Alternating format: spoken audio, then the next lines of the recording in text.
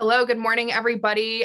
Thank you so much for joining us today. I believe today it is the third out of 4 in this Newspaper Digitization Project series. So thank you so much for joining us. We hope that you have found these sessions helpful so far, and we hope to see you at the next one. My name is Emily Garfinkel. I am the Membership and Programs Manager here at the Connecticut League of History Organizations. We're very happy to be able to host this program for everybody once again, and we have some incredible speakers for you who I will introduce. So we are joined again by Nicole Besseghir. She is the project coordinator for the Connecticut Digital Newspaper Project, as well as Anna Newman, the co-director for the Connecticut Digital Newspaper Project. And we are also joined by Scott Wands, the director of grants and programs at Connecticut Humanities, who will go over some details there as well. So before we get started and I pass it off to Nicole, I'll just mention really quickly that, again, this program will be recorded. We'll have it available on our YouTube channel, so feel free to share it with your colleagues as well. Please be on the lookout for a follow-up email from myself.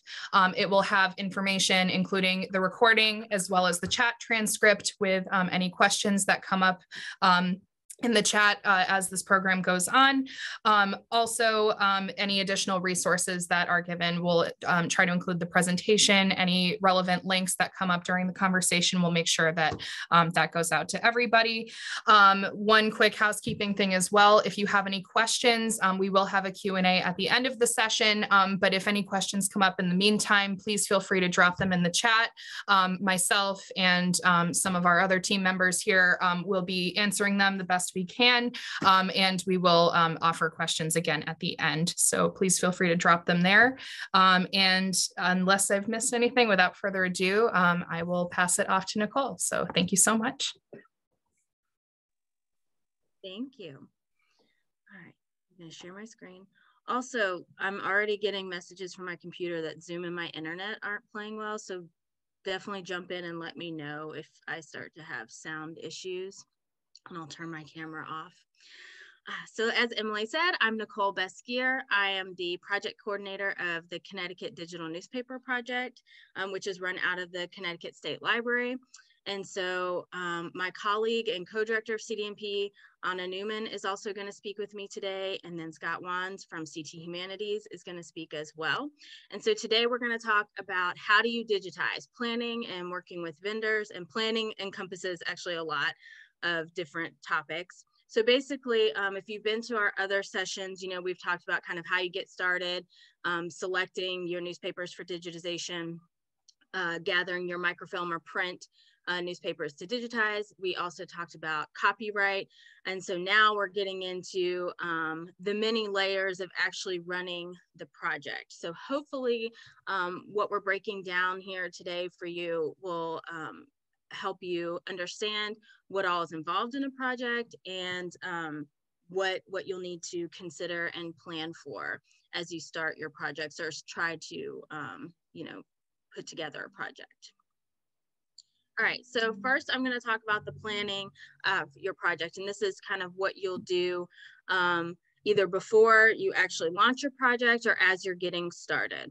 So the first thing that I recommend is breaking your project into stages or phases. A digitization project can feel massive. For the Connecticut Digital Newspaper Project, which is a grant project funded by NEH and run by Library of Congress, we're digitizing 100,000 pages in a 2-year time span.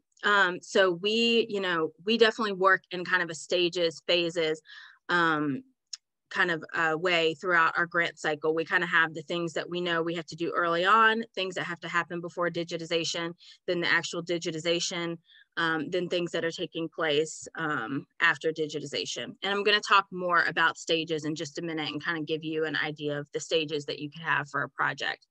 You also want to put together your project team, your staff. Are you going to be using volunteers? Like, who's going to be involved? Yes, obviously you're probably going to work with a vendor for your digitization, but there's also work that you'll want to be doing at your institution. And so you would want a team for that. Or if your team is just you, that's okay too. But you know, you just have to know that ahead of time, like who's going to be working on this. You want to think about your workflow, the order of the task, and I'll talk more about that as I look at the stages of a project. But so you'll want to plan out what tasks are going to have to be done for your project and what order they need to be done in. Certain tasks have to happen before digitization. Certain things you can work on while digitization is happening, and then obviously certain things won't happen until after digitization. So then you, and this kind of goes hand in hand with workflow, you're going to map out a timeline for your project. You know, on our grant project, we're pretty much locked into a 2-year timeline.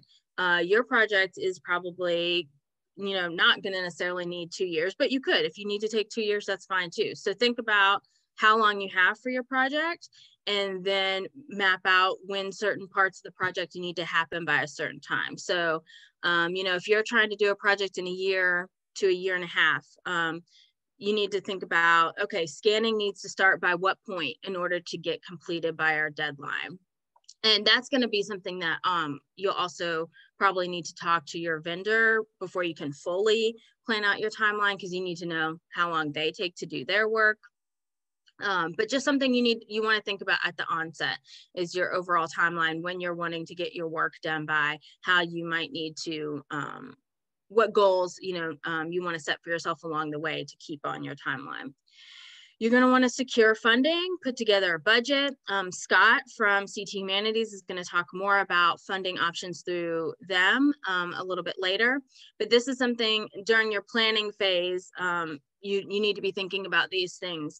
So if you can, you know, sometimes depending on how your institution is set up, depending on what staffing or volunteers you're using, you might be able to start some of the work of your project before your funding is fully in place, but it needs to be done either during the planning phase or during the early part of your project, getting your funding.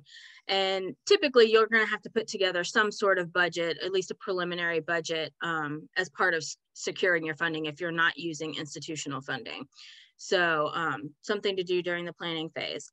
And then lastly, you'll want to work on selecting your scanning vendor and your hosting site and or digital repository. And Anna is going to touch more in our next session about the hosting site, digital repository things. And so that session is in 2 weeks, and I'll have the date at the end. And so that's where we're really, I mean, obviously we'll answer questions today that you have about that, but there's going to be a whole session revolving around that, the next webinar. And I'll talk a little bit about working with a vendor today. So as I mentioned, you might want to break your project into stages. So these are some possible stages you could look at. Stage 1, pre-planning, stage 2, prep, and I mean like digitization prep, and then stage 3 being digitization, and stage 4, post-digitization. So in stage 1, you're going to be wanting to get quotes, estimates from potential vendors. And then you'll want to use those quotes to then ultimately select your vendor. And you'll also want to work on deciding on a hosting site where your content is going to live after it's digitized and be accessible to the public. Any background research that you need to do on your newspapers, you know, just to learn more about them, to make sure you're aware of all the years it was published, all the issues that are available to be digitized, that sort of thing. You want to do that all in pre-planning. You want to have that done before you really get into the meat of your project. That way you're, once you really get into doing like the prep work, you know what you're working with at that point. And then gathering your materials. So if you're going to be digitizing from microfilm, you want to get all those masters or service copies, whichever you're going to use for digitization. If you're going to be using print papers, then you want to make sure you have all those available as well. And if you didn't catch our first session, I talk a lot about title selection and the materials that you're going to use for digitization. So catch that video on the YouTube. And also feel free to ask me questions about that today. So that's kind of the things that could be encompassed in your pre-planning stage. And then prep is really where your project, I mean, pre-planning is your project work as well, but prep is really where you get into the meat of the project. So reviewing your content. So whether it's your microfilm or your print copies, you want to actually look at the material that you're going to have digitized. You might gather information in a document, a spreadsheet, you know, of what you're digitizing, whether you record every issue that you're going to send out for digitization, or you do a more general listing, but you want to, you want to look at your content before you send it to be digitized. So you know it's there, so that when you're looking at the scans later on, you're like, yes, these scans are exactly what we sent. Everything that we wanted digitized got digitized. Everything matches up with the original and the scans, everything matches. So review your content ahead of time so that you know what's there and you know what you're scanning. And your vendor might also want you to gather some data beforehand. And if so, they would talk to you about that, like, creating a spreadsheet where you list out all the issue dates, and for every issue, the number of pages, that sort of thing. That's dependent on vendor. Not all vendors require that, and they don't even necessarily require it. It's just something that if you're wanting to do it, or if you're going to be doing it, they'll make use of that information. Copyright research. If you were at our last session, that was all about copyright for historic newspapers. So if you are digitizing any papers that as of next year post 1927, you're likely going to want to do some copyright research. You want to do that before you digitize, because you got to make sure it's clear of copyright, or that if it's under copyright, you have permission from the copyright holder to digitize. And you also then, once you're ready, once you've done all your research, your reviews, obviously you're going to need to pack your materials. And I list this, I know it's something really obvious, but I list it because, the microfilm, the print originals, these are archival materials. So you need to take a little bit more care when packing them than you do, just anything. So it does take more time than you realize to pack, and you need to plan for that. You need to make sure you get the right size boxes. You want some bubble wrap or other like foam wrap to go in your boxes. If you're packing print newspapers, you've got to decide exactly how you're sending those as well, because they're likely either bound, or if they're loose, they're possibly in archival boxes. So that's a lot to navigate when you're packing. So just actually give yourself enough time for all that. So once your materials are packed, you send them off, you're going into stage 3, which is digitization. This is a point where you might not be doing as much at your institution. Really, your vendor is doing the bulk of the work here, but you want to stay in communication with them. When you first started talking to them, when you made your selection in the pre-planning stage, you likely had conversations with your vendor, which I'm going to talk more about in a minute, about their process, how they work, timelines. So you should have an idea once you go into the digitization stage. Okay, how long is it going to take them to digitize? How long are my materials going to be at the vendor? That sort of thing. So you just want to keep communicating with them while they're doing the digitization work to make sure everything's staying on schedule. Then you'll go into stage 4, post-digitization. So here you'll probably review the scans, or QC, quality control of the scans, just making sure everything looks good. Everything is cropped well. You don't want any crazy, images, nothing cut off, anything like that. I mean, most of the vendors are really good. They don't do that, but the scanning, especially if you're using microfilm, part of that process is automated. So sometimes things happen with machines, pages get cut off, or the cropping isn't exact because it was an automated process. And I mean, they QC as well before they send the scans back to you, but things, human error, things happen. So you can review the scans too, just to make sure everything looks good. Then you'll be working on uploading them to your hosting site so that they can be, publicly available. And then you also want to do some outreach and PR. You want to put the word out that your papers have been digitized. This could be press releases. This could be interviews with your existing local newspaper, sending out, on your social media, or if you have like an email listserv for your organization, anything like that. And then planning events using your paper. So maybe a talk, if there's a local historian or an educator who's been using your papers for something, you could have them do a talk on their research. Your institution could just do a talk about the papers, about, we've done talks with CDMP papers about just what we found in the papers. And those are always like really fun talks. So there's a lot that you can do here. And I highly recommend putting time into outreach and PR for your digitized content, because that helps people know that it exists and you'll get more users, but it also shows people how the papers can be used. Like when you're doing events with folks who've used the newspapers, it's showing people, you know, the different uses for historic newspapers. So that's just, you know, you know, a suggestion of how you could put your project together in various stages, and breaking it down really helps. It helps you manage the project. So there are many moving parts, as you can see in a digitization project. So your timeline and workflow planning and breaking it down into those stages is going to help you out with that. You also, I recommend creating a space to keep track of project tasks in progress. So something like a Word document or Excel spreadsheets, or if you're using a Google space, you know, Google Doc, Google Sheets. There's also task manager applications. Like I personally, for my own work, use Trello, but it's a free application. But there's also, you know, if you are in a Microsoft Office environment, there are project kind of task manager applications through Office. Google probably has something in their workspace as well. So something, I just recommend doing something to help you keep track of your tasks. And I mean, so like the way that this manifests for us at CDMP, we actually have a lot of ways that we keep track. So we have various documents to keep track of different things. I personally, for my own work, then use like a task manager application.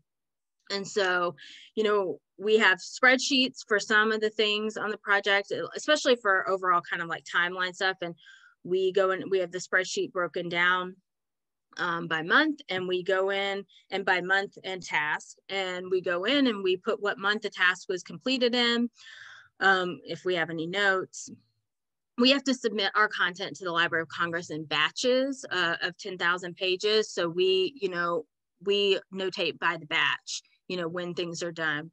And then personally, I keep a probably way too long to-do list of individual tasks that need to be done. And, you know, I make notes about like what it takes to complete that task, and if it's in progress, if it still needs to be done. And then I have, just to, you know, feel, I don't want to say feel good, but, you know, to feel a sense of completion, I actually move stuff to a different list when it's completed so that I can see what's gotten done. So anything like that, but I highly recommend having some way to track your task and review your progress, because one, it gives you, you know, a sense of, you know, things getting done, and it helps you feel good about the project. But two, it also helps you keep track of all the different things that are going on in a project, especially if you've got multiple folks doing work at your institution for the project, which leads me to the next thing.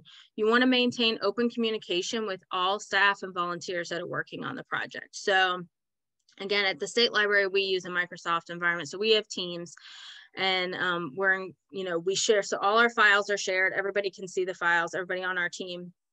But then also we're able to easily communicate, and we have regular meetings. So, you know, if meetings are not don't fit into your schedule well, then just have, you know, keep email chains going to where you can have open discussions about things. Just make sure you're communicating, because that's really going to help if you have multiple folks working on things. It's going to help keep things on track, but it's also going to help you support each other, because sometimes you do run into aspects and you're like, I don't know what to do here, or what's best here. And then lastly, review and assess your progress regularly. And again, all these things that I'm recommending will help you do that. So having a timeline and a workflow mapped out, and then having the space where you are tracking your task and your progress, that's all going to help you review and assess like where you're at. Make adjustments as necessary. You know, if you get so far and you're like, oh, we didn't finish this by the time that we thought we would, that's okay. Just adjust. Be flexible and open to shifting your workflow and timeline. If you're finding that doing tasks in certain order doesn't make sense for your team, then shift how you're doing them, or the way that you're doing a task, shift how you're doing them. That's fine. Yeah, again, if something in your timeline isn't working out, then just readjust. And also keep in mind that there are going to be things outside of your control that are going to cause you to have to shift your timeline. You know, vendor delays, or anything as simple as like a shipping delay, you know, shipping taking longer than you thought. There could be delays, you know, in getting certain supplies like hard drives or even like shipping supplies. Sometimes, you know, there's delays in purchasing. So you can't control any of that. So just, again, if you have everything mapped out, if you are keeping your notes and keeping track of what you're working on and where you're at, it makes it that much easier to shift things as you need to. But definitely review every so often. And for our project, again, since it's a grant project, we're forced to review regularly where things are at and track our progress. And I mean, we have to shift all the time on our grant project. We'll say, okay, we didn't get X done by this time, so we need to, obviously are going to need however much more time to do it, and that's going to push back this other item, and that's okay. That's what you do. So just keep that in mind, and don't let it feel like your whole project is thrown off, because you can always adjust, and your vendors can adjust too. You know, if you're not ready to start work with them when you say, then I think that they'll take that, you know, they are working for you. So, which leads me to working with vendors. So, as I mentioned, during your pre-planning stage, you're going to want to get multiple quotes or estimates. Talk to more than one vendor. Don't feel like you can only talk to one. They know that you're shopping around. Or if you already have a trusted vendor at your institution, maybe you've done some other digitization. If you had microfilm created, your microfilm vendor might be doing digitizing now as well. And if you feel comfortable working with them, you could go with them. Either way, they'll get your pricing early on and ask them questions, you know, and that's going to really goes into discussing their workflows and their methods. What order do they do work in? What are they going to need from you for the project? You know, how do they like to set things up? How do they typically run a project? You can also ask them at this point, when you're getting the quotes and estimates, you can ask them for references or examples of their work, just so you can see what they've done before. That's helpful if you're not familiar with the vendor at all. And make sure that they can meet the technical specifications that you want for your digitized content, which Anna is going to talk about in just a minute. Have those specifications ready, and make sure, like you say to them, are these the specifications that you scan at? Because you want to make sure that they're going to produce the quality scans that you want, which Anna is going to go a lot into. So yeah, have all these discussions with them. You can ask questions about workflow and their work methods even before you've contracted with them. But once you select them and they're your vendor, definitely ask them questions about, like, how do you do the work? What's your process in your facility? What are you going to need from us for scanning? Do you need us to give you any of that information about the papers ahead of time? Once you are working with them, set up a communication flow and method that works best for you. So if you, you know, want regular emails from them, ask them, can you email us, you know, every other week with an update, like once they're scanning your content? And you could ask for weekly emails. Or if you'd prefer a phone call, you'd say, can somebody give us a call every so often and give us an update? So, you know, find out what's their typical. And then if that works for you, go with that. If you want something a little different, ask them if they could, you know, do things differently. And then you want to discuss also how they're going to deliver the digitized content to you. And you want to know this fairly early on for a couple reasons. One, because it can dictate, you know, your budget, something that you're going to have to purchase, or making sure the technology in your institution is able to handle it. So like if they are fine with using external hard drives to give the content to you, well, you're going to want to make sure you have external hard drives to send, because you would need to send them the hard drives to put the digitized content on. If they use an FTP site, you need to make sure that your computers at your institution are capable of large batch downloads, or that you're familiar enough with downloading from an FTP site. FTPs are file transfer sites, essentially, where you can upload one person can upload a file and another person can download it. But you're talking about a lot of files for digitized content.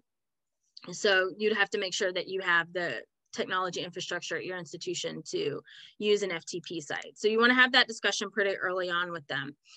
And like I said, as part of discussing like workflows and methods, you also want to go over a timeline and kind of estimates for completion of scanning and ask them what could impact the timeline or cause delays. And I mean, they're usually upfront about these things. You know, don't be afraid to ask those sort of questions. You know, you need to know these things because, again, you have an overall goal. You're trying to reach, you know, a date that you want your project completed by. So don't shy away from that. So definitely have these conversations with your vendors and just keep the communication flowing while you're doing the project. And once you receive the scans from them, the communication continues, because if you find something you don't like in the scans, or you're not sure if something was scanned correctly, or there's just any issues, you're going to talk about that with them, and they should rework that for you. That shouldn't be additional charge. Typically, that's included in what you initially are paying for their services. So that line of communication is going to stay open for the duration of your project until you're done working with them. So now I'm going to hand it off to Anna, who is going to talk more about technical specifications, file naming, OCR, the tech side of everything.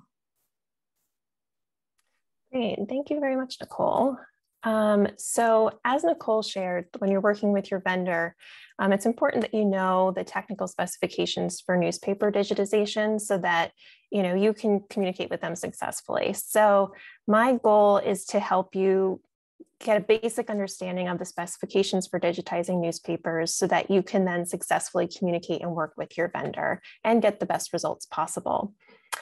So I know that a lot of people here might not be familiar with digitization and these types of guidelines and the terminology that's used. So I'm going to try to make it as straightforward as possible and hopefully not get too technical. And we're very happy to answer questions if you don't understand something at the end. I did want to note that all of the information that I'm going to present is on the Connecticut State Library website, and I put the link for that in the chat as well. So you don't need to worry about taking notes on any of the technical details. Those are all posted online for you. So all of the specifications that I'm talking about today are adapted from specifications for the National Digital Newspaper Program. Those guidelines are pretty long, they're pretty specific to the program, but we've pulled out the things that are going to be most relevant to you. And the reason why I share where they come from is that these are a national standard. They were developed by the Library of Congress and the National Endowment for the Humanities. So we can be pretty confident that they are relying on a lot of research and a lot of experience in putting these together. They're also based on the idea that we want to use digital formats that are going to be accessible and usable over the long term.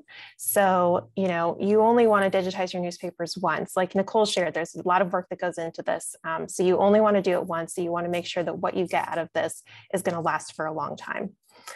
And then also these specifications are based on wanting to support effective performance of optical character recognition, or OCR. So that's the process of converting a static image to searchable text. And I'm going to talk a little bit about that later on after I review the technical specifications. So I'm going to start by talking about file formats. So from your vendor, you'll want to get a TIFF 6.0 uncompressed file per newspaper page. You might be familiar with TIFF files if you've done any kind of scanning projects before. So they're kind of the go-to file format for digitization. A TIFF file is basically a high quality image file. You might see the file extension be TIFF or TIF. Those are interchangeable. It just depends on kind of what computer operating system you're using. TIFF files, as really high quality files, are really flexible. They're widely supported and used by a lot of different applications and software. Like I said, you only want to digitize once. So, having a TIFF file means that you're going to be able to do a lot of different things with it, convert it to different formats, etc. Because it's also really high quality, they're also pretty large files. So a typical newspaper page file, like the ones on the slide, might be anywhere from 30 to 50 megabytes per file. Just for reference, a photo that you might take on your phone is about 1 megabyte per file. So this is about 30 to 50 times larger. So they do require a lot of more storage space because they are just such high quality images. So the next specification is something called bit depth. So this is the measure of color information that's stored in an image. So essentially, the higher the bit depth, the more colors can be stored. And the bit depth will depend on what you're working from. So if you're working from microfilm or black and white originals, you'll want your vendor to digitize in 8-bit grayscale. If you're working from color originals, you'll want your vendor to digitize in 24-bit color. And the 8-bit, the 24-bit, those are pretty standard values your vendor will be very familiar with. The most important thing really to remember is, since most of you are going to be working from either microfilm or black and white originals, you want to make sure you're digitizing in grayscale. That'll allow you to have accurate OCR and also have a faithful representation of the original newspaper. Some more budget-friendly vendors that you might run across might offer to digitize in bitonal, which is black and white. So it's by 2 tones, black and white.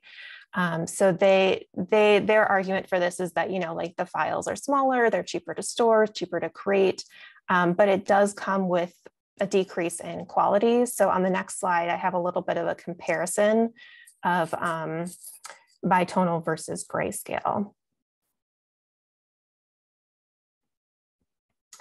It's a little hard to tell in this image, but the left one is bitonal and the right one is grayscale. And you can see mostly within the photographs on the image on the left that the quality is just not as good. Basically, it kind of flattens the whole background, turns the whole background white, and everything else is black. So you don't get as much of the nuance of the original. It's not quite as clear as the original. So we just recommend, you know, digitizing grayscale, because then you're going to get something that's going to be of good quality. Okay, the next thing to discuss is resolution. So you'll want your vendor to digitize at the maximum resolution possible between 300 and 400 DPI relative to the physical dimensions of the original newspaper. So what does this mean? So resolution is basically a measurement of the amount of detail in an image. That's a little bit of an oversimplification, but that's essentially what it is. Resolution can be measured in the number of dots or pixels per unit of measurement. So you might see dots per inch DPI or pixels per inch PPI, which can be used interchangeably.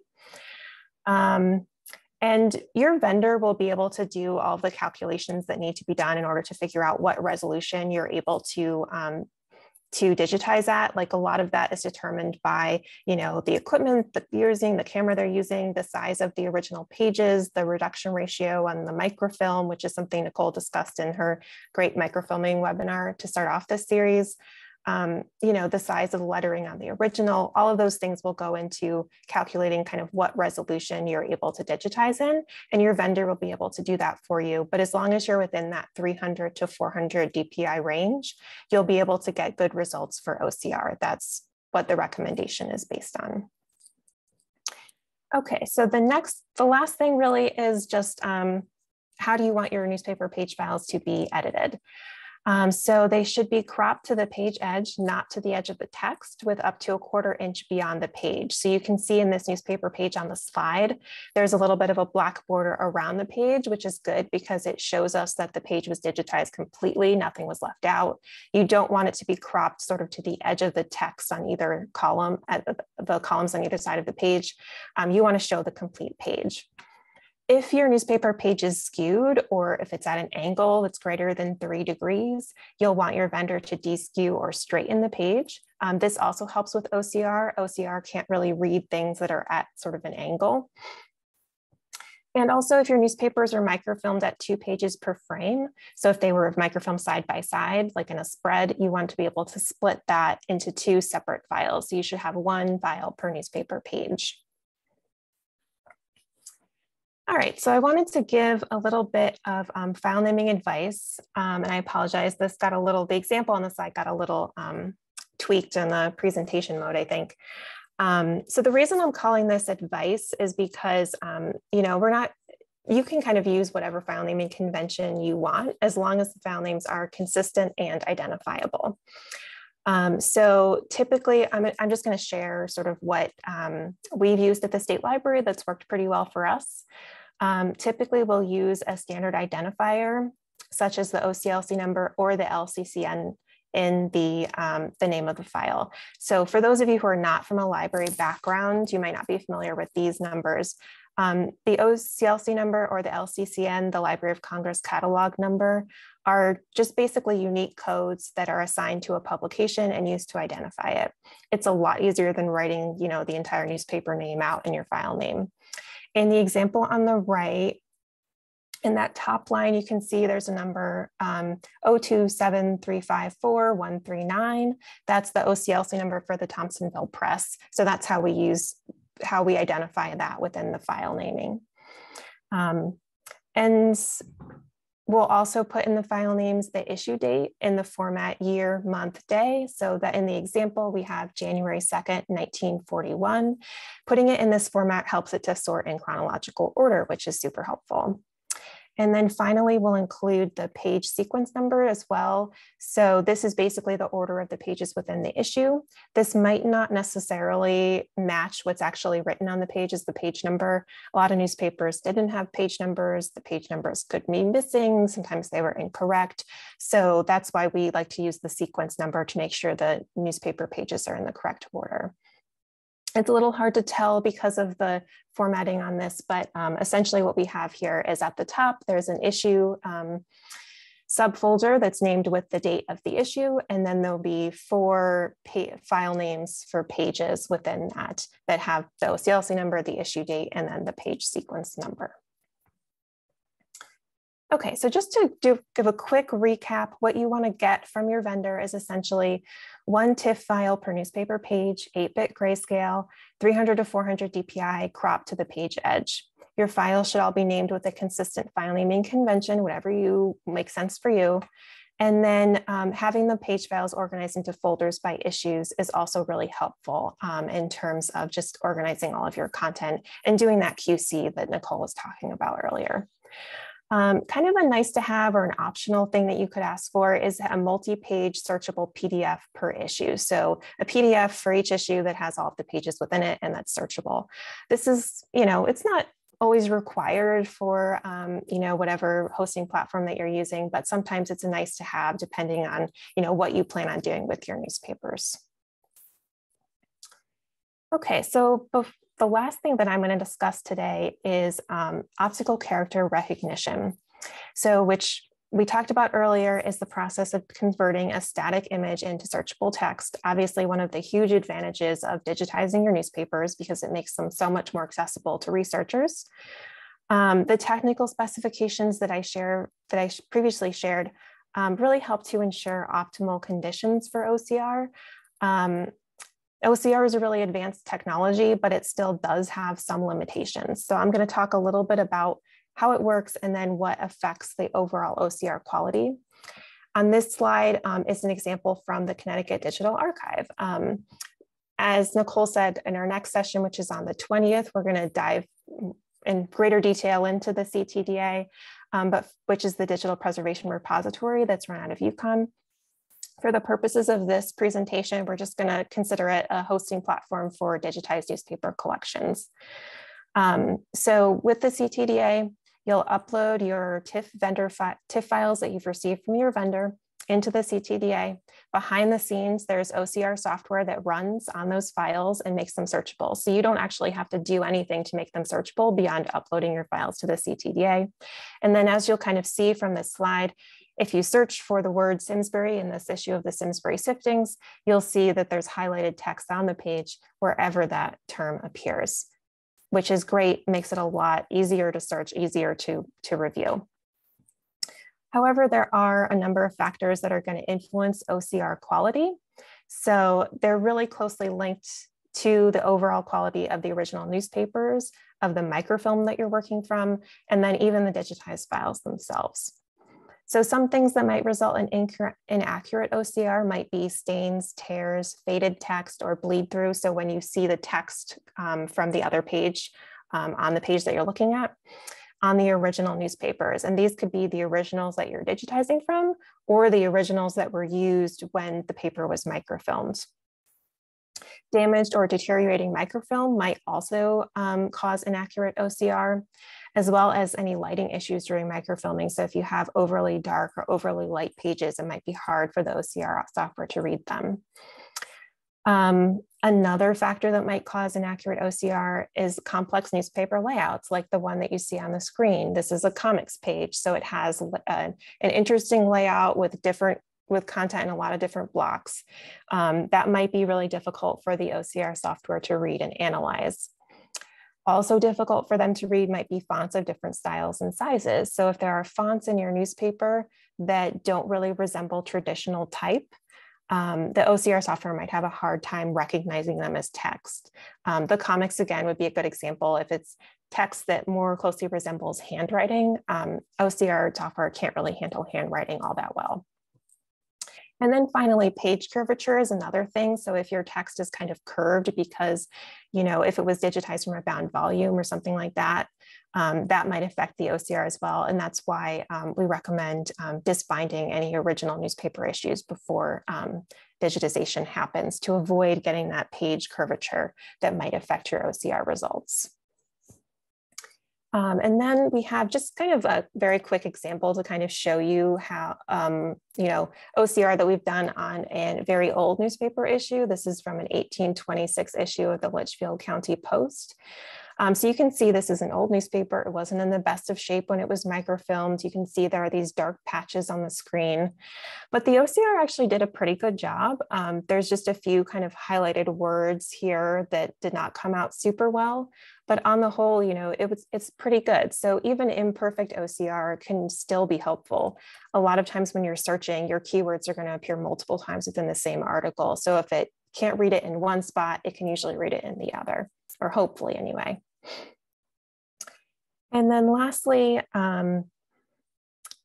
just to recap on OCR, as you can kind of see from this, some of the factors that impact OCR quality are kind of outside of your control. You're working with the newspapers and the microfilm that you have. And sometimes, if you have a torn page, there's not a lot that you can do about that. What you can do is make sure you're following the recommended technical specifications, which are designed to help produce effective results with OCR, and then also to digitize from the best quality microfilm or originals that you have access to. Nicole, in her presentation on microfilm, was selecting newspapers and talked a lot about how you can evaluate this and make those decisions. So I would highly recommend checking out that recording if you haven't done so already. And the last point is that OCR technology is always evolving. So, things that were digitized 10 years ago are being reprocessed now with better results. So I think that's really exciting to see that, even if your OCR might be a little bit imperfect now, it might get better with time as that technology evolves. So now I'm just going to turn it back over to Nicole just to talk about what's coming up next, and then we'll turn it over to Scott. Thank you, Anna. So as we've mentioned a couple times, we have two more webinars coming up in the series. So on the 20th, Anna is going to talk to you about access and preservation of your digitized content. How do you share it? So she's going to talk a lot about your digital repository, your hosting site setup. So it's going to be some more technical information there. And then our last webinar is going to be an Ask Your Peers roundtable panel on the 27th. We've gathered some institutions who have done newspaper digitization, and we're going to do a moderated panel with plenty of time for a Q&A from the audience. So those are coming up. And then before I hand it over to Scott, just throwing in this, a PDF of the slide deck will go out in the follow-up email. So don't worry if you can't copy all this down yet.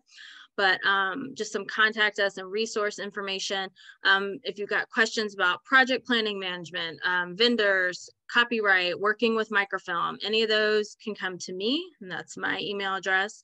For anything technical, file naming, OCR, or general questions about like the state library and digitizing newspapers, because aside from CDMP, the state library has done other projects. Anything related to that, you can contact Anna. And then we also, we have a website on newspaper digitization. Anna has a link to a specific page on that site, but this just takes you to the main landing page. So yeah, and just any questions at all, feel free to reach out to us. And like, remember, we do have another session on hosting sites. So, but still, if you already have burning questions, and that includes if you have questions about any of the past webinars as well. So now I'm going to hand it off to Scott to talk to you about funding opportunities. Great. Thank you so much, Nicole, and thank you, Anna. And thank you for this whole series, not for just today. I'm really happy to be partnering with you and the State Library and the Connecticut League of History organizations to help organizations think through newspaper digitization, because it's things that are on a lot of organizations' minds. And I know we all want to do things right. And especially if we're going to spend money, we want to do things right the first time and not find out after the fact that we wish we had done some things differently, or even worse, need to spend some money a second time to fix some things that we could have done differently the first time around. And actually all of this comes back from several months ago with a lot of organizations starting to reach out, because there is more money out there right now in organizations' hands for a variety of different reasons, many due to the pandemic and in many cases due to us, and places are thinking about doing this work now. So we want to do two things. One, we want to let you know what the sources are of funding that are there, and I'll tell you about that in a second. But if you're going to do this work, make sure that you're doing it strategically and aligning with best practices. So again, thanks to Nicole and the whole team over at CT State Library to help us do that. I want to share my screen here, and let me click those buttons, because the grant lines I'm going to talk about, I'm just going to highlight 3 different funding opportunities I want to make sure that everyone's aware about. But they live on our website, and our website is cthumanities.org. I will put this in the chat as well. But we have 3 different things. One which is out there but is project based. 2 others which are shorter term or newer grant lines that I want to make sure everyone's aware about. And first and foremost is our CT Cultural Fund operating support grants. So if you go to cthumanities.org and you highlight over grants, on the left is information about our grant lines overall, and on the right is where individual grant line information will be found. And I'm going to first talk about our CT Cultural Fund operating support grants. First and foremost, if you are a museum, a historical society, a historic house or site, not for libraries unless you also run a museum, and happy to explain more. But if you are a cultural, museum, humanities, arts organization, we have operating support grants. And I know many of you on this webinar received year 1 funding last fall. And I hope all of you are aware. If not, want to make sure that you know that year 2 funding is now available. Applications are live now on our website. You can find information about applying for fiscal year 23. The minimum award has not changed. Everyone will still receive, that's eligible, at least $5,000. And in many cases, it will be more than that.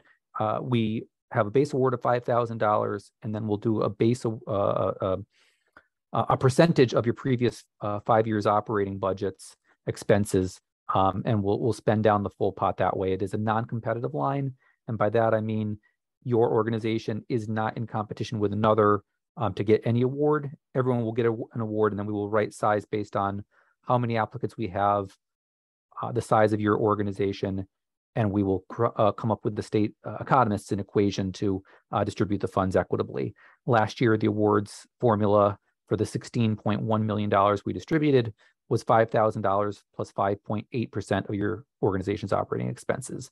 This year, we have about half the funding to distribute. We have $8.5 million to distribute. So the awards will probably be a little bit lower, but again, no one's award will dip below $5,000. The reason I bring this up first is, number one, I don't want anyone that's on this call and not aware of this to miss it. But also, you have general operating support for the award once you receive it, which is not very typical and common, at least for history, cultural organizations in our state. There have been sources of arts operating support, but not a comparable on the history side. And by and large, as long as you are not using the funds on ineligible expenses, things like gambling, buying alcohol, bribing your legislators, don't do that. This funding can be used for a variety of your organization's operational purposes or project needs. And if you would like to do digitization and newspaper digitization with this, that is a fine expense. It actually meets two of the legislators' priorities that made these funding available in the 2-year budget that we're in. Those included paying people, individuals, to keep them employed, whether they be on your staff or contractors, and to improve our state's information technology or digital infrastructure. So doing this, inevitably, as Nicole and I have said, you're going to want to outsource this to a vendor. You might need some additional people to be on, whether they be more short-term or paid staff to be doing some of the behind-the-scenes work on your end to be able to prepare to get it to your vendors.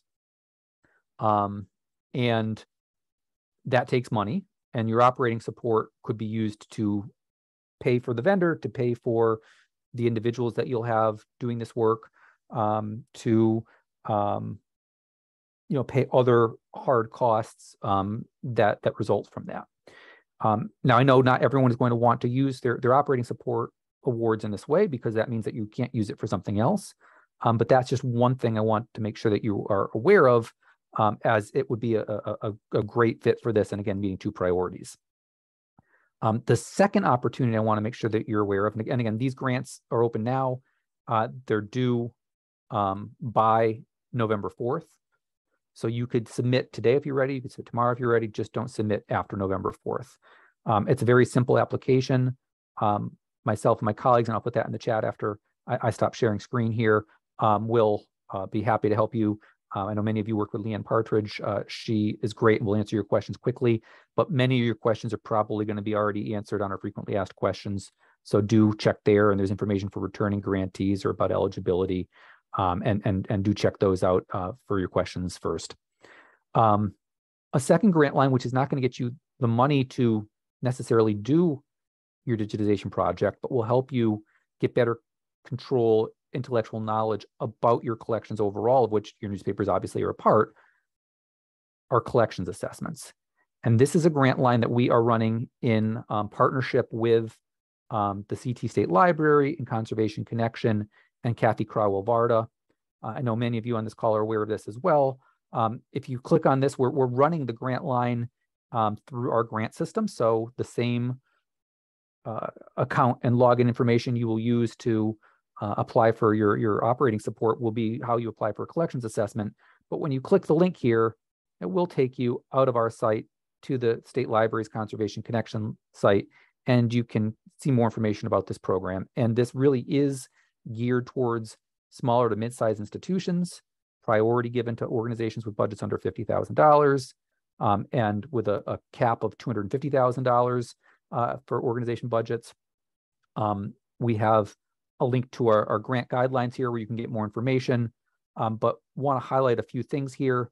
One, this program, again, will provide for free the ability to have a collections archival expert come out to your site, look at whether you're choosing collections or archives, and you will have to choose one across your different holdings, and make recommendations about next steps to take, whether it be to preservation or storage or important themes, and give you a report which will lead you to be more successful in other future grant applications.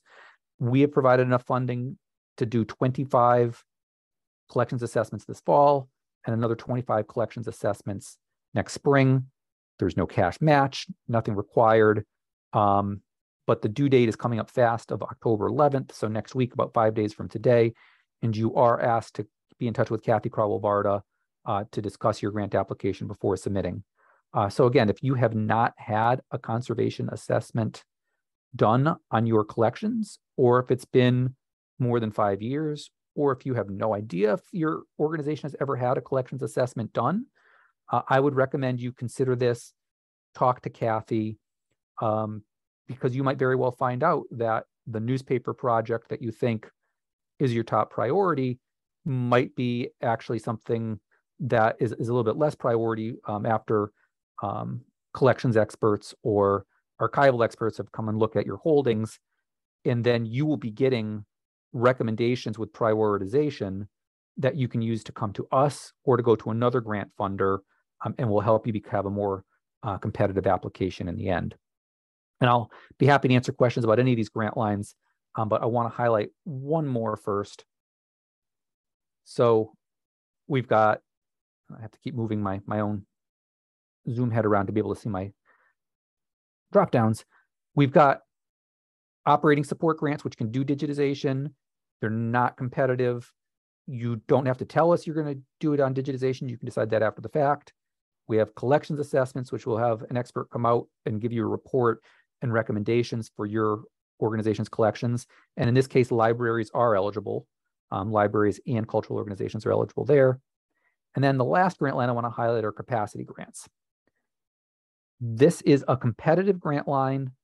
They are project-based, but they can provide up to just under $10,000. The cap is $9,999 for Connecticut organizations to do behind-the-scenes work with consultants to improve your operations, to allow you to do more, better, stronger humanities activities to the public.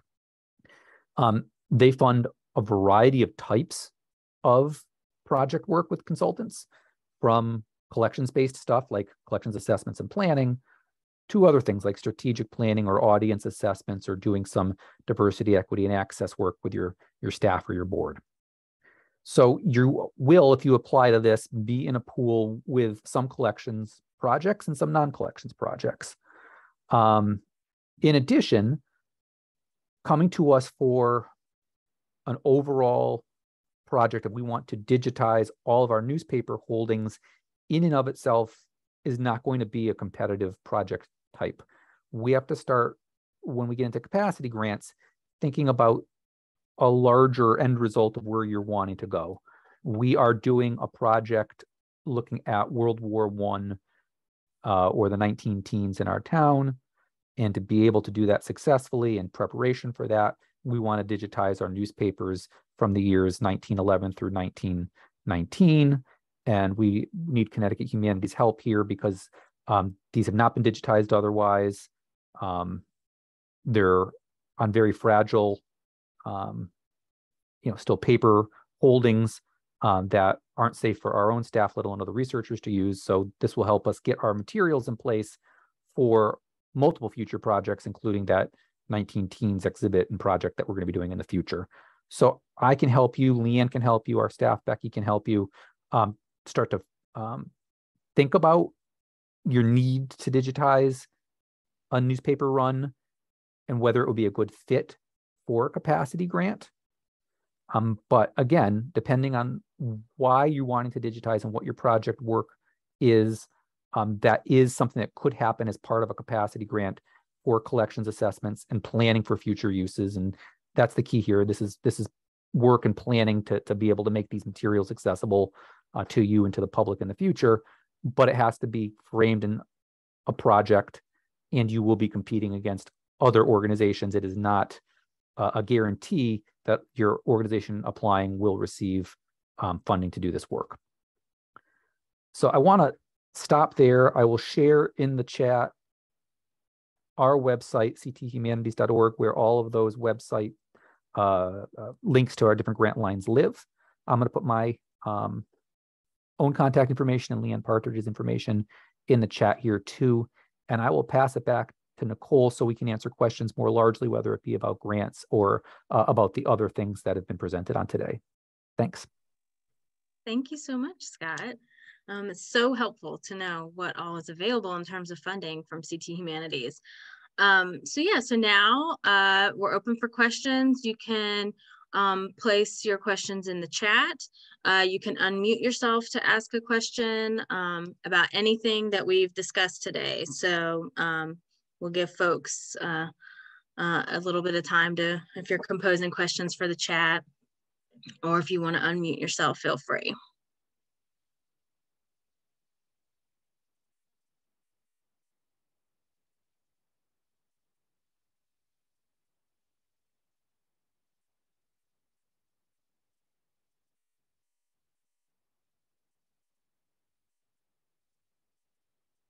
And I do want to reiterate, we'll send out a copy of our slide deck and we'll make sure everybody's contact information is in there as well. I know we shared a lot of information today. I think this might be out of all the webinars we've done so far. I mean, copyright was information heavy too. So, but I know it was a lot today and we touched on a lot of topics. Yeah.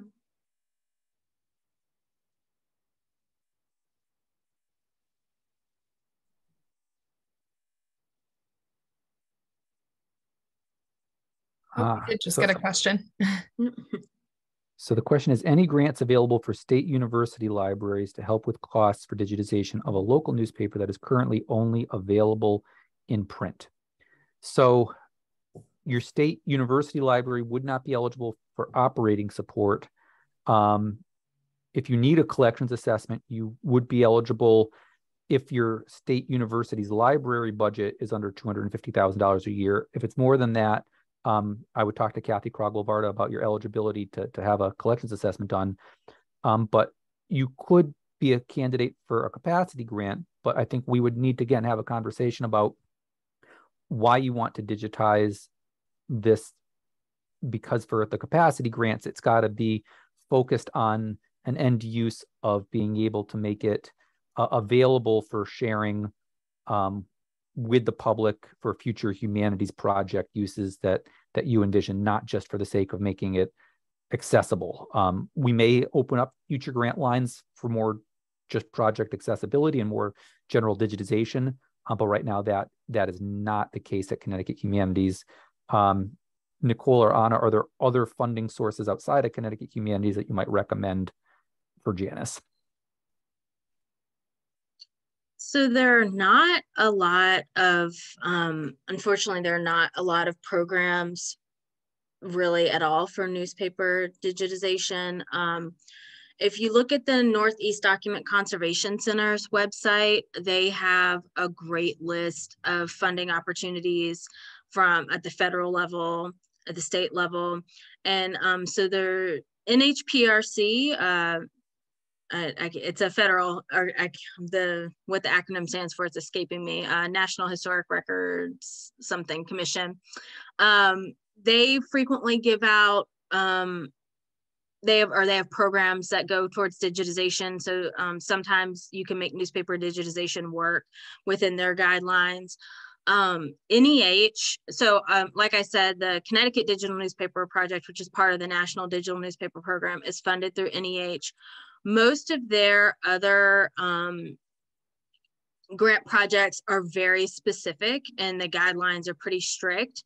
If you can fit your work into their other programs, you know, you could potentially go out for one of those grants. Nobody else in the state can go out for the National Digital Newspaper Program. The Connecticut State Library is the awardee for that program. Janice, I would be interested, Anna and I would be interested to hear from you what paper you're referring to. So if you want to email us, because we always like to hear what papers folks are trying to digitize.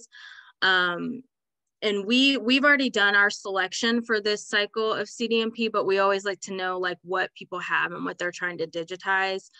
Unfortunately, there's just not a lot of funding specifically. Oh, the Willimantic Chronicle. Oh, okay. That one, Anna, I might be able to speak better, but I don't know if that one's even on our radar, if it only exists in print, because when the National Digital Newspaper Project started, it was mainly focused on digitizing microfilm. And so we've been working solely from digitizing a microfilm. We are allowed to digitize from print, but we have not done so because there's so much microfilm. So our current grant cycle is 2021 through 2023. We are just about to start the process for applying for another grant, and we'll submit our application in January, and we won't find out until later next year if we've received a next grant. And so if we do, we would be selecting titles, starting to select titles towards the end of next year. So definitely a good time to chat with us about any papers that are on your radar that you know would be really great to have digitized as we kind of make a wish list.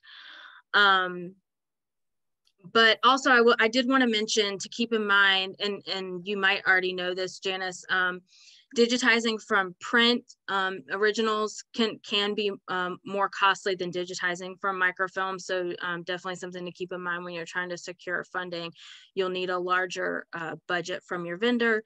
But also, I know that some universities have a great digitization lab set up so that you might, with print, it's easier to look at doing in-house digitization if you're at a larger institution that has those capabilities.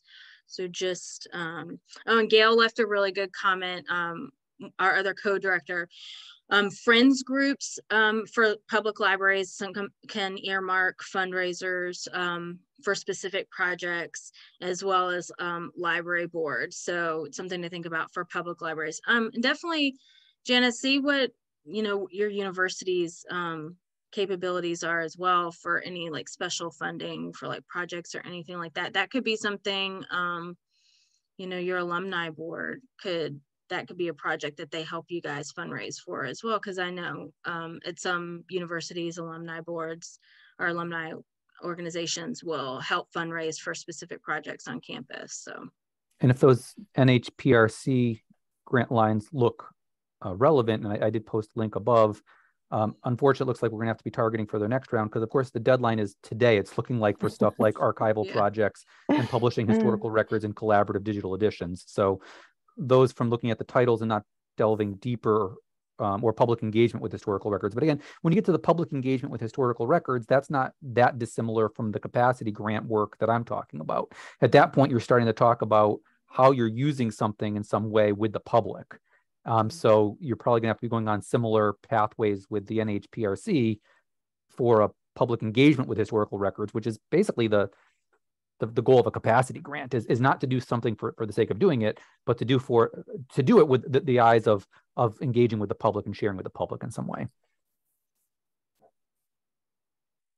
The only other grant that I was thinking about is CLEAR, the Council for Library and Information Resources, has a grant line for digitizing hidden collections. I can throw the link in the chat. This, you would have to really make a case for why the newspapers would amount to a hidden collection. They're looking for kind of materials that are related to people who have been marginalized. They're quote unquote hidden histories. So if you can make a case for that and why the newspapers might fit that bill, that could be another grant line that you could look into. I think typically newspapers are not necessarily fall into it unless it's very specific. But yeah, that could be another one depending on the content. And Janice, I don't know if you've seen, but we're actually doing a Willimantic title in our current grant cycle. We just announced our titles maybe a month or so ago. So we are doing, it's the journal, right? On the Willimantic journal. Willimantic journal. This 1857 through 1911. So there will be one Willimantic title going up in the next year or so on Chronicling America, the Library of Congress database. And I should say, whether it be for us or other funders, if you've got a project that you're doing, and to be successful in the project, it requires getting your newspapers in a shape to be able to share them in the project you're doing, you, in many cases, might be able to do that work, whether it be with us, with a smaller project grant like quick grants, or a larger project grant like implementation grants. But again, the project there is not to digitize your papers. The project is, we need to do this exhibit, or we're going to be doing this online curriculum for educators around a certain topic. And we can't do that without getting these in the shape to be able to share as part of that project. But it's an end run to getting some of the work you've done, but on a more targeted, narrower run as part of that omnibus project that it's needed for. Scott, going off of that, we have a question from Leah in the chat. In a case like that, will CT Humanities ever support digitizing an entire collection to use a portion in a public project? I think we'd want to have more conversations about what your collection is and what its scope is, and what the project is. But yes, I mean, if you've got a narrow run paper and you're doing a project that requires that entire run to be accessible as part of it, then by all means we can get that entire collection there as part of it. But if you've got a run of a paper that's 150 years old and you're doing a project on World War II, it's going to be hard to justify going beyond a relevant date range for it. And and it's not just for newspapers, but this could be other collections. So if you had a family's file of archival materials, and you're doing an exhibit that revolves around that family, it's often a way to digitize and do some work to get those archival materials related to that family and that whole collection in. But I'd want to talk a little bit more offline to be more specific about what you're envisioning and then what might be potential funding fits for it. Yeah, definitely. If you have smaller runs of newspapers, think smaller papers that don't go as many years, definitely working them into a broader project like that, where you could include some digitization as part of a larger, digital exhibit or in-person exhibit, something interactive online. That's certainly an option, and definitely exploring both CT Humanities grant lines and things like NHPRC grants. That's where you could work in kind of smaller runs. But I know in some towns, some institutions, you've got those larger run newspapers, and so that's where you have to really find those funding that you can use for large scale digitization, essentially. And think about what's going on in the world around you. We just had the 100th anniversary of the suffrage amendment, giving women the right, or at least certain women, the right to vote in the 19 teens. So there were a lot of projects that we funded or other funders were doing to help organizations get their materials ready to tell that suffrage story in their town or related to their mission. We're working towards 2026 here in Connecticut, and as a nation working towards the 250th of our country. So a lot of funders, and we might start to have some dedicated grant lines going, we'll be working to help places get their materials together to be able to tell those stories related to what was happening in the 1700s or the lasting legacies as time goes on. So even if your town where you don't have newspapers from 1775, 1776, 1777, doesn't necessarily matter if that revolutionary thread of story of civics and democracy and fighting for rights and where we've come as a country relates to a run of papers that you have from the 100th anniversary, the 200th anniversary. What was your town doing in 1976 at the bicentennial that you want to start to highlight now 50 years later? There are ways that you could work that into funding compelling cases with us or other funders. Yeah, definitely looking at things along a thematic lines can help when you're going out for funding. We have to do that for CDMP, take a thematic approach to our newspaper selection now that we're so far, because we are on our 5th grant now. So that's something we can definitely tell you about our experience with that if that's something you're looking at doing. So feel free to reach out. So we have a question here about what's going on with the semi-quincentennial. So on July 4th, as some of you might be aware, a state the governor created a commission for the 250th. It will be led by Connecticut Humanities in partnership with Denise Merrill, even after she and her term of Secretary of State ends with the next election. She will be continuing on and heading up that commission for the state. The commission has not met yet. There's still back and forth about filling the different commission seats. But I'm hoping that this commission will be meeting for the first time in the next few months. And we will be then working to convene meetings with organizations writ large after that to talk about what kind of pre-planning work we want to do as a state, what our overall goals are for our communities that are statewide things as well as individuals, and we will continue to map out funding. So I'm going to put a link here about how to sign up for our newsletter. For right now, I think making sure you're getting CT Humanities newsletters is going to be the best way to stay on top of things.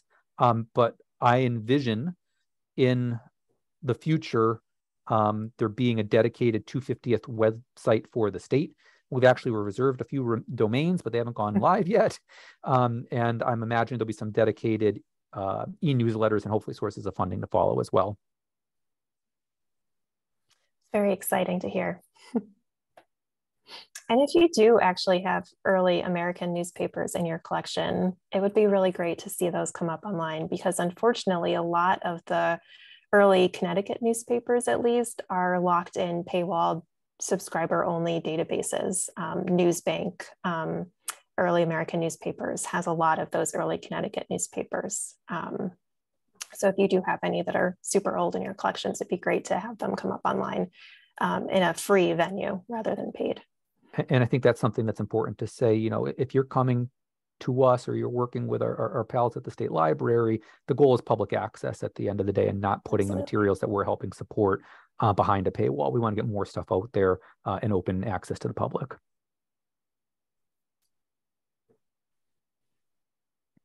All right. Do we have any other questions?